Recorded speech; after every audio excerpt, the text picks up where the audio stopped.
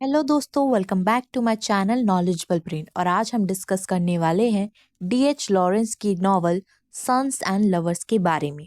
दोस्तों, अगर आपको डीएच लॉरेंस की लाइफ और करियर के बारे में जानना है तो मैंने ऑलरेडी अपने चैनल पर वीडियो अपलोड करी है।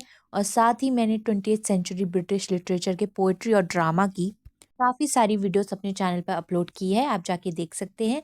वीडियो ढूंढने में कोई दिक्कत है तो आप प्ले लिस्ट में जाके ब्रिटिश लिटरेचर की सारी वीडियोस को देख सकते हैं। चलिए अब बात करते हैं सन्स एंड लवर्स की। दोस्तों, सन्स एंड लवर पब्लिश हुई थी 1913 में। ये नॉवल 2 पार्ट्स में डिवाइडेड है और इस नॉवल का पहले टाइटल रखा था पॉल मॉरल, जो कि इस कहानी का मेन कैरेक्टर है। ये नॉवल एक सेमी ऑटोबायोग्राफिकल नॉवल है जो एक्सप्लोर करती है family relationship, love, psychological conflicts को।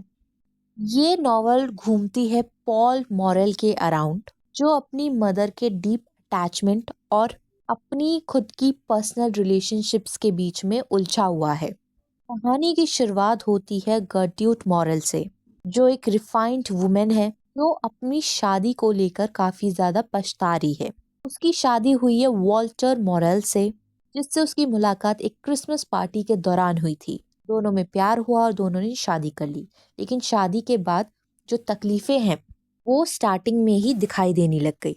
वॉल्टर एक माइनर है, एक माइनिंग कंपनी में काम करता है, लेकिन वो ड्रिंक करता है काफ़ी। ड्रिंक करके वो घर आता है और फिर कई बार उसकी लड़ाइयाँ होती है अपनी बीवी के साथ। और एक बार उसने गर्ट्यूट मोराल पर एक ड्रॉर उठा के फेंक दी थी, जिसकी वजह से गर्ट्यूट के फोरहेड पर एक कट आ गया था। इस मैरिज से मिसेस मोराल बिल्कुल भी खुश नहीं है। मॉरल्स के 3 बच्चे हैं, विलियम मॉरल, एनी मॉरल और पॉल मॉरल। लेकिन गर्ट्यूड का फेवरेट बेटा है विलियम मॉरल, जो कि एल्डेस्ट चाइल्ड है। गर्ट्यूड मॉरल को लगता है कि उसका हस्बैंड तो बेकार है, उससे कोई उम्मीद रखना तो बेकार ही है। इसलिए उसने सारा फोकस अपने बड़े बेटे विलियम पर लगा दिया है। और एनी और पॉल का बीच का जो रिलेशनशिप है, सिबलिंग बॉन्ड है, वो काफ़ी ज़्यादा अच्छा है। विलियम एक इंटेलिजेंट और एक एम्बिशियस इंसान होता है, लेकिन बचपन में एक बार उसने अपने नेबर एल्फ्रेड के यहाँ से जूते चुरा लिए थे। ये उसके बोल्ड और रेबेलियस नेचर को दिखाता है। इसके अलावा विलियम, पॉल और एनी का एक और भाई है, जो कि यंगेस्ट चाइल्ड है गर्ट्यूट मॉरल का, जिसका नाम आर्थर है। मिसेस मॉरल उसे किसी ना किसी चीज़ में बिजी रखती है, वरना वो मिसबिहेव करने लगता है। इसके बाद वक्त गुजरता है और विलियम को एक जॉब मिल जाती है लंदन में। अब वो एक सक्सेसफुल आदमी बन चुका है। उसे काम के वक्त एक मेडिटेरियन वेकेशन भी ऑफर होती है, लेकिन वो मना कर देता है क्योंकि उसे अपना सारा फोकस करियर में रखना होता है। उस दौरान विलियम की मुलाकात होती है लिली नाम की लड़की से, जिससे विलियम एंगेजमेंट कर लेता है।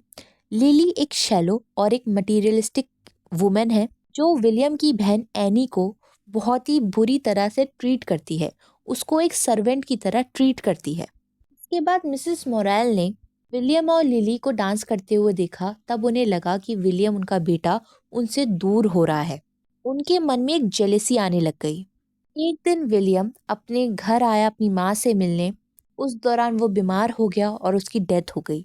उसकी डेथ से पूरी फैमिली दुख में डूब गई, स्पेशली उसकी मदर गर्ट्यूड मोरेल, जिसकी सारी होप विलियम ही था। अब कहानी आगे बढ़ती है। एनी जो है वो एक प्रैक्टिकल इंडिपेंडेंट वुमेन बन जाती है, एज अ टीचर काम करती है और बाद में उसकी शादी हो जाती है। पॉल ने एक इंटरव्यू दिया था जहाँ पे उसे काफ़ी तकलीफ हो रही थी, काफ़ी स्ट्रगल करना पड़ रहा था फ्रेंच पढ़ने में।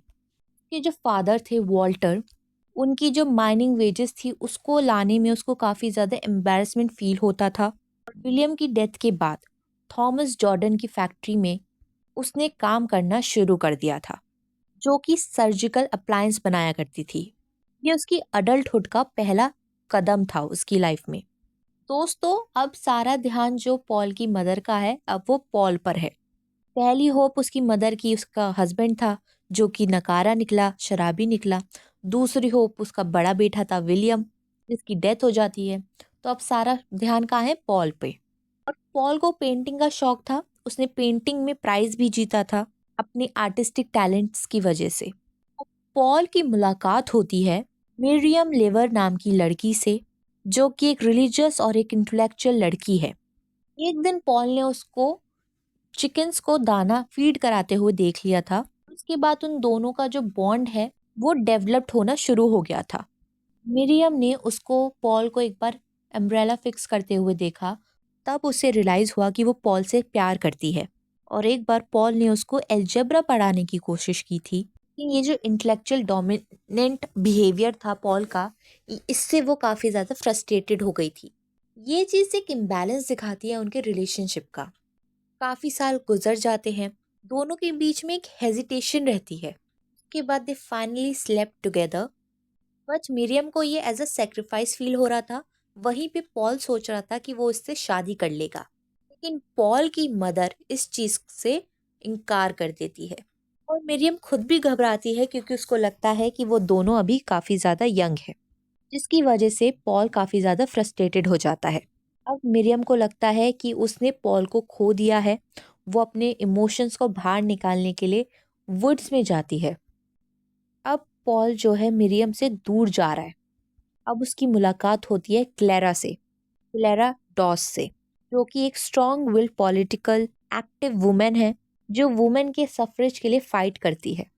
लेकिन अब पॉल की मदर क्लेरा को भी इनकार कर देती है और बोलती है कि क्लेरा तो पहले से ही शादीशुदा है बैक्स्टर डाउस के साथ। वो दोनों अलग तो हो चुके हैं, लेकिन लीगली वो दोनों अभी भी मैरिड हैं। पॉल और बैक्स्टर पब में मिलते हैं, बियर पी रहे होते हैं और दोनों के बीच में एक आर्ग्यूमेंट हो जाता है।